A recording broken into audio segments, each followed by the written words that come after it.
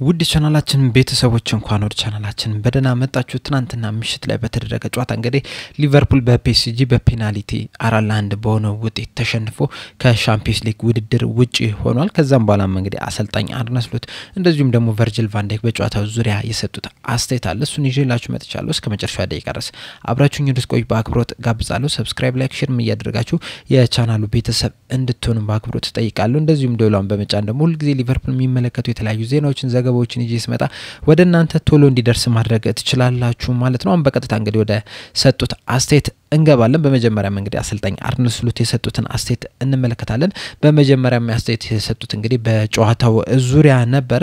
በሰጡትም አስተያየት ምንድነው ያሉት? እስከዛሬ ከተሳተፍኩባቸው ጨዋታዎች የትናንትናው ጨዋታ እንግዲህ ምርጡ የሚባል ጨዋታ ነው ብሏል። እኔ እንግዲህ እንደ ሊቨርፑል ታሪክ የለኝም በአሰልጣኝነቴ፣ ነገር ግን ደግሞ በጣም ምርጥ የሚባል ጨዋታ ነበር። ሁለት ትልልቅ ቲሞች በጣም ምርጥ ኳሊቲ ያላቸው ቡድኖች እንግዲህ የተጫወቱበት ጨዋታ ነውና በጣም ድንቅ የሚባል ጨዋታ ነበር። የምሽቱን ጨዋታ እንግዲህ የመጀመሪያዎቹን 25 ደቂቃዎች በጣም ምርጥ ነው የነበር ነው። ከዚህ በፊት እንግዲህ ከማድሪድ ጋርም ከማንቸስተር ሲቲ ጋርም በሜዳችን ያደረግናቸው ጨዋታዎች እንግዲህ የመጀመሪያዎቹን 25 ደቂቃዎች በጣም ምርጥ ነበር። ትናንትና ግን ከዛ ሁላ የተለየ ነበር። በጣም በምርጥ ሁኔታ ነበር የጀመረው። ከዛ ግን ቀና ብዬ ስመለከት ደግሞ 1-2 መሆናችን እንግዲህ አላስደሰተኝም። ምክንያቱም ያ ነገር አይገባንም ነበር። በትናንትናው ጨዋታ ብቻ ከተመለከተን መሸነፋችን ከውድድር ውጪ መሆናችን እንግዲህ አይገባንም ነበር። በ180 ደቂቃ የነሱንም የባለፈውንም ጨዋታ አንድ ላይ ምንመለከተው ከሆነ ደግሞ ወደ ጭማሪ ደቂቃ መሄዳችን እንግዲህ ትክክል ነው ወይም ፌር የሚባል ነገር ነው የነበረው። ከዛ ግን በጭማሪ ደቂቃዎች ላይ ደግሞ እነሱ በጣም የተሻሉ ቡድን ሆነው ታይተዋል። በጣም በጥሩ ሁኔታ ሲንቀሳቀሱ ነበር። በፔናልቲም ደግሞ እነሱ 4 አስቆጠሩ፣ እኛ አንድ ብቻ ስላስቆጠረን እንግዲህ ከውድድሩ ልንወጣ ችለናል ብለዋል።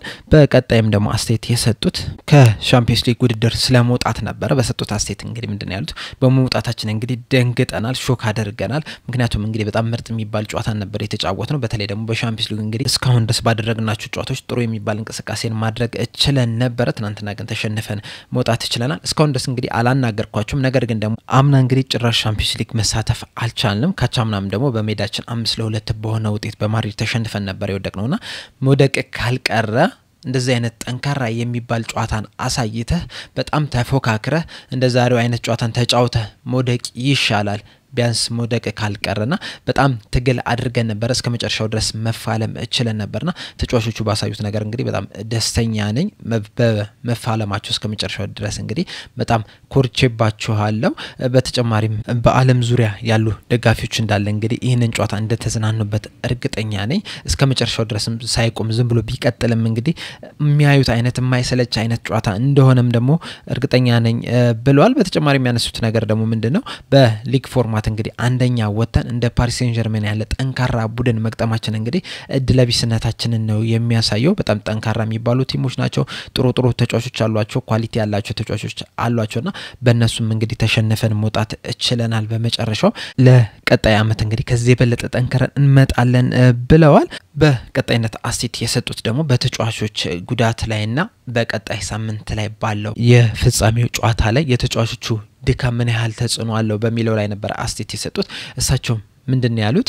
ኮናቴ ከጉዳት ይልቅ የድካም አይነት ነገር ነው የታየበት። ነገር ግን ደግሞ ትሬንት አሌክሳንደር አርኖልድ እንግዲህ ተቀይሮ መውጣቱ ጥሩ ነገር አይደለም። በተለይ ደግሞ ሌሎች ሰዎች ያዩት ነበር፣ ፎቶውን ያዩት ነበር በጉዳቱ ሰዓትና ጥሩ ነገር እንዳልሆነ ነግረውኛልና ቀጣይ እሁድ በኒውካስል ጋር በሚደረገው ጨዋታ ላይ እንግዲህ ይሰለፋል ብዬ አልገመትም። በጣም ሰርፕራይዝ ነው የሚሆነው እሱ የሚሰለፍ ከሆነ ብሏልና ጥሩነቱ ምንድነው? በቀጣይ ከፍጻሜው ጨዋታ በኋላ እንግዲህ 2 ሳምንት ከግማሽ አለን ቀጣይ ጨዋታን ከማድረጋችን በፊት ኢንተርናሽናል ብሬክ ስላለና በዛ ሰዓት እንግዲህ አገግሞ ወደ ጨዋታ ይመለሳሉ ብዬ አስባለሁ። በተጨማሪም ደግሞ የፍጻሜው ጨዋታ ላይ ጥሩ የሚሆን ነገር ምንድነው? 3 በተከታታይ 2 የፍጻሜው ጨዋታዎችን መጫወት ይችላል።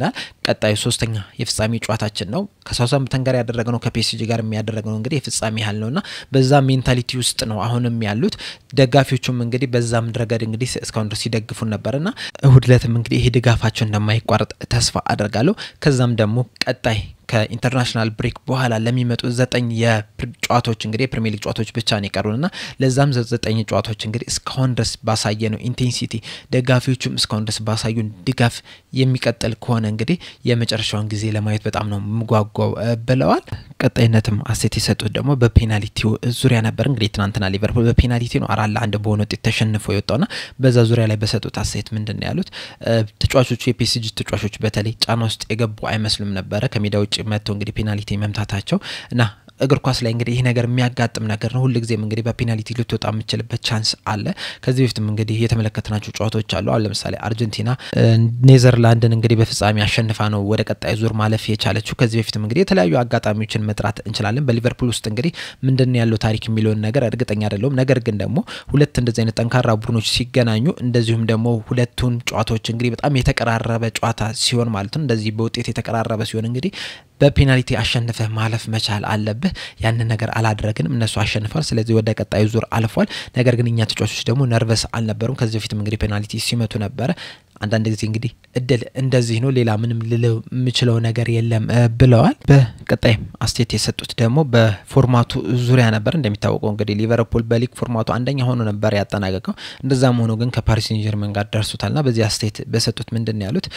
ትንሽ እድለኛ አይደለንም። ምክንያቱም እንግዲህ ሊግ ፎርማቱ አንደኛ ሆነ ወጣ ከፓሪስ ሴን ጀርመን ጋር መገናኘት እንግዲህ እድለኝነት አይደለም። ምክንያቱም ፓሪስ ሴን ጀርመን ምን ያህል ጠንካራ ቲም እንደሆነ እንግዲህ መመልከት ይችላልና ከዚህ በኋላ እንግዲህ ይሄን ነገር ኮንሲደር ማድረግ ያለብን ነገር ይመስለኛል። ነገር ግን ደግሞ አምና ሻምፒዮንስ ሊግ ላይ ካለመሳተፋችን አንፃር እንግዲህ ዘንድሮ ተሳትፈን ምን አይነት ቡድን እንደሆነ እንግዲህ ማሳየት እችለናል። ምናልባት እንግዲህ ፎርማቱ ሊቀየር የሚችልበት ቻንስ ካለ ምን መለከተው ነገር ይሆናል። ምናልባት ቢስተካከል ቢያንስ አንደኛ የወጣው ትንሽ መጨረሻ ላይ ከወጣው ጋር እንዲገናኝ ምናምን ቢደረግ ጥሩ ነበር። ነገር ግን የሆነው ሆኗል። እድለኛ አይደለንም ከፓሪስ ሴን ጀርመን ጋር። ነገር ግን ደግሞ ዋንጫን ማሳካት የምትፈልግ ከሆነ የሻምፒዮንስ ሊግን ዋንጫ ማሳካት የምትፈልግ ከሆነ እንደዚህ አይነት ቡድኖችን አሸንፈ ማለፍ መቻል አለብህ። ያንን ነገር ስላላደረገን እንግዲህ መውደቅ ችለናል ብለዋል። በመቀጠልም ደግሞ አሴት የሰጡት ፓሪስ ሴን ጀርመን ዋንጫውን ሊያነሳ ይችላል ወይ በሚለው ዙሪያ ነበር። እሳቸው በሰጡት አስቴት ምንድነው ያሉት? እድሉ አለው። በርግጥ ከዚህ በኋላ ማለፍ ያለባቸው ብዙ ነገሮች አሉ፣ ብዙ ቡድኖች አሉ ይህንን ዋንጫው ማሳካት የሚችሉ ቡድኖች አሉ። አርሰናል በጣም ጥሩ የሚባል ቡድን ነው። ሪያል ማድሪድ አሉ፣ እንደዚሁም ባየር ሙኒክ አሉ፣ ባርሴሎናም ጥሩ የሚባል ግስጋሴ ላይ ነው ያለው፣ ኢንተር ሚላንም አለና የተለያዩ ቡድኖች አሉባቸው። እነሱን ማለፍ መቻል አለባቸው። ነገር ግን ደግሞ እንደዛሬው እንደባለፈው መጫወት የሚችሉ ከሆነ እንግዲህ ዋንጫውን የማያነሱበት ምንም አይነት ምክንያት የለም። በርግጥ አንዳንድ ጊዜ እንግዲህ እድልም የራሷ ነገር አላት። ጥሩ እድል ሊያጋጥም ይችላል፣ መጥፎ እድል ሊያጋጥም ይችላል። እንደዚሁም የዳኛ ውሳኔም እንግዲህ ተጽዕኖ ሊፈጥር የሚችልበት ሁኔታ አለ። በርግጥ በእኛ ጨዋታ በደርሶ መልሱም ጨዋታ እንግዲህ ጥሩ የዳኝነት ስነ ስርዓት ነው የታየው። ጥሩ ዳኝነትን መመልከት ይችላል። ነገር ግን ደግሞ አንዳንድ ጊዜ እንግዲህ ካንተ ተቃራኒ ሊሆን የሚችልበት አጋጣሚዎች ሊፈጠሩ ይችላሉ። ምናልባትም እንግዲህ ወደ ቀጣይ ዙር ካለፉ በኋላ በፔናልቲ ሊጫወቱ የሚችልበት ቻንስ አለ። በዛም እንግዲህ ላያሸንፉ የሚችሉበት ቻንስ ሊኖር ይችላልና እንግዲህ የሚታወቅ ነገር የለም። ነገር ግን ደግሞ ተቀራራቢ ቡድኖች ስላሉ እንግዲህ እንደዚህ ነው ብሎ መገመት ይከብዳል። ነገር ግን ደግሞ እድሉ አላቸው፣ ጥሩ ተጫዋቾች አሏቸው። ሀብታሙ ክለብ ነው፣ በአውሮፓ ከሚገኙ ሀብታሙ ክለቦች መካከል አንደኛው እሱ ነውና እዚህ መረሳቸው እንግዲህ ያን ያህል የሚያስገርም ነገር አይደለም። እድሉም አላቸው ዋንጫውን የማንሳት ብለዋል። በመጨረሻም አስተያየት የሰጡት ደግሞ በጭማሪ 30 ደቂቃዎች ላይ እንግዲህ ሊቨርፑል ጥሩ አይደለም የነበረውና ያ ምንድነው ምክንያቱ እንደዚሁም ደግሞ የፕሪሚየር ሊጉ እዚህ ላይ ተጽዕኖ አለ ወይ በሚለው ዙሪያ ነበር። እሳቸውም በሰጡት አስተያየት ምንድነው ያሉት? ፕሪሚየር ሊጉ እንግዲህ እዚህ ላይ ምንም አይነት ተጽዕኖ አልነበረውም። በርግጥ በጨዋታው ላይ እንግዲህ ሰከንድ ሃፍ ለኛ በጣም የተሻለን ቡድን ነበርን፣ ፍሬሽ ነበርን፣ በጣም የተነቃቃን ቡድን ነበርና አብዛኛውን ብልጫ መውሰድ ይችላል ነበር። ምናልባት የመጨረሻዎቹን 4-5 ደቂቃዎች እንግዲህ እነሱ ጥሩ ሙከራዎችን ቢያደርጉም የበለጠውን ግን እኛ በልጠናቸው ነበር። ጥሩ መንቀሳቀስ ይችላል ነበር፣ እድሎችን መፍጠር ይችላል ነበር፣ ጎል ምናስቆጥርባቸውም ቻንሶችን አግኝተን ነበር። ያንን አንጠቀምበት ቀርቷል። በርግጥ ለነሱም ግን አድናቆት ይገባቸዋል። ምክንያቱም እንግዲህ እዚህ ሜዳ ላይ መጥተው ከዚህ ደጋፊ ፊት እየተጫወቱ ከሊቨርፑል ምርጥ ደጋፊ ፊት እየተጫወቱ ከሊቨርፑል ምርጥ ቲም ጋርም ራሱ እየተጫወቱ እንግዲህ 1-2 አሸንፈው መውጣታቸው እንግዲህ ምን ያህል ጥሩ ቲም እንደሆኑ የሚያሳይ ነው ብለዋል ማለት ነው በሰጡት አስተያየት ከጨዋታው በኋላ በነበረው ማለት ነው። በቀጣይነት ምን መለከተው ደግሞ ቨርጂል ቫን ዳይክ የሰጠውን አስተያየት ይሆናል። መጀመሪያ እንግዲህ በጨዋታው ዙሪያ ነበር አስተያየት የሰጠው። በዛም ምንድነው ያለው? በጣም ምርጥ የሚባል ጨዋታ ነበር፣ ኢንቴንስ የነበረ ጨዋታ ነው፣ በጣም በፈጣን ነገሮች የተሞሉበት ጨዋታ ነው የነበረው። በጨዋታው ላይ እንግዲህኛ ከባለፈው ሳምንት ከነበረን የተሻለ እንቅስቃሴ ማድረግ ችለን ነበር። ነገር ግን በሚያሳዝን ሁኔታ እንግዲህ በመጨረሻ በፔናልቲም ተሸነፈን መውደቅ ችለናል ብሏል። በተጨማሪ እንግዲህ በሰጠው አስተያየት ምንድነው ያለው? ፈርስት ሃፍ ላይም ሰከንድ ሃፍ ላይም እንግዲህ የተለያዩ ቻንሶችን መፍጠር ችለን ነበር። በርግጥ ፒኤስጂዎችም ቻንሶችን መፍጠር ችሏል፣ እኛም ያንን ቻንሶች አልተጠቀምንበትም። በዛ ምክንያት እንግዲህ በመጨረሻ ተሸንፈን ወድቀናል ብሏል። በቀጣይም አስተያየት የሰጠው ደግሞ በፔናልቲው ዙሪያ ነበር። ሊቨርፑል እንግዲህ በፔናልቲ ተሸንፎ ወደቀውና በዛው ዙሪያ በሰጠው አስተያየት ምንድነው ያለው? ይህ እንግዲህ በኳስ ላይ ያለ የሚያጋጥም ነገር ነው፣ ልታሸንፈም ልትሸነፍም ትችላለህ። ለተጫዋቾቹም ያልኳቸውም እንግዲህ ይሄ ነው። በጣም ልትናደድ ትችላለህ በጨዋታው ላይ ተሸንፈን መውደቃችን እንግዲህ ያናዳል። ነገር ግን ደግሞ ይሄ ጨዋታ በቃ ኦሬዲ አልፏል፣ ቀጣይ ትልቅ ጨዋታ ይጠብቀናል። ስለዚህም እንግዲህ ከዚህ ነገር ወተን እንግዲህ ወደ ቀጣይ ጨዋታ ላይ ማተኮር መቻል አለብን ብሏል። በመቀጠል አስተያየት የሰጠው ደግሞ ከሻምፒዮንስ ሊጉ ስለመውጣቱ ነበርና በሰጠው አስተያየት ምንድነው ያለው? ልክ ድልድሉ ሲወጣ እንግዲህ ከፒኤስጂ ጋር እንደደረሰን ስናቅ እንግዲህ ምን ያህል ጠንካራ እንደሚሆን ጨዋታው ገምተን ነበረ እና ተሸንፈን ሞተናል። ይሄ ነገር እንግዲህ የሚያጋጥም ነገር ነው፣ ብንናደድም ግን በኳስ ላይ የሚያጋጥም ነገር ነው። ጠንካራ ቡድን ናቸው። በመጀመሪያው ዙር እንግዲህ እነሱ በጣም ጥሩ መጫወት ችለው ነበር፣ ነገር ግን እኛ አሸንፈን መውጣት ችለናል። በዛሬው ጨዋታ ደግሞ እኛ የተሻለን መጫወት ችለን ነበር፣ የተለያዩ ቻንሶችን መፍጠር ችለን ነበር፣ ነገር ግን ደግሞ በመጨረሻ ወድቀናልና ይህ እንግዲህ በኳስ ዓለም ላይ የሚያጋጥም ነገር ነው። እንደዚህ አይነት ነገሮች ሁሌም ሊያጋጥሙ የሚችሉ ነገሮች ናቸው። እናም ይህንን ነገር እንግዲህ መቀበል መቻል አለብን ብሏል።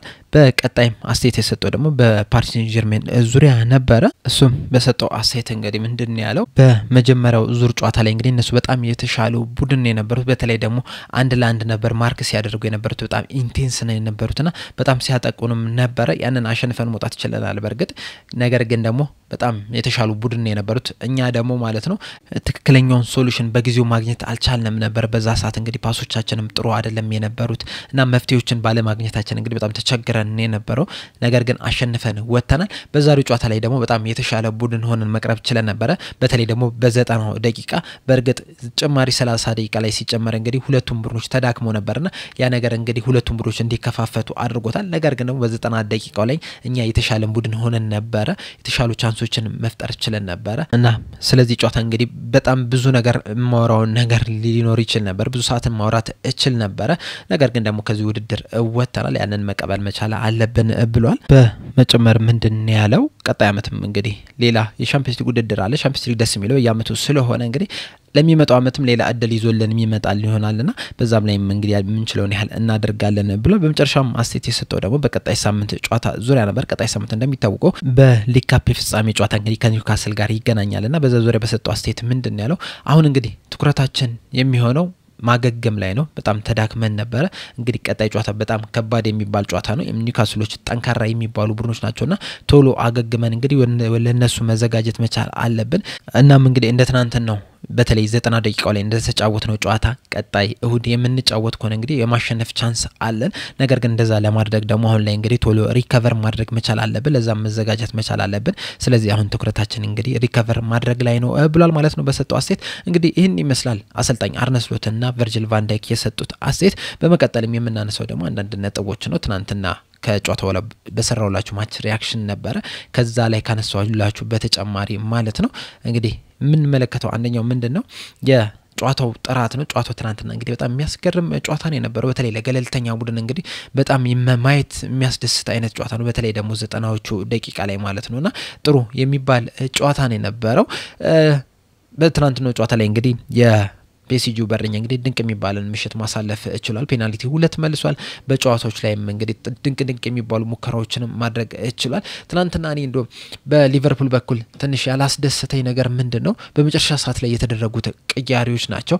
ከርቲስ ጆንስ ገብቶም ምንም ነገር አላደረገም። እንደዚሁም ደግሞ ጋክፖ እንግዲህ ከጉዳት እንደተመለሰ ይታወቃልና ሻርፕ አይደለም የነበረው፣ ጥሩ የሚባል እንቅስቃሴን ማድረግ አልቻለም። እንደው ከዚህ በፊት እንግዲህ ከጉዳቱ በፊት ቢሆን ኖሮ ማሸነፍ የሚችላቸውን ኳሶች ራሱ ሲሮጥ አልተመለከትንም፣ እንደዚሁ ሲጋፋ ራሱ አልተመለከትንምና ትናንትና ጥሩ የሚባል እንቅስቃሴን ማድረግ አልቻለም።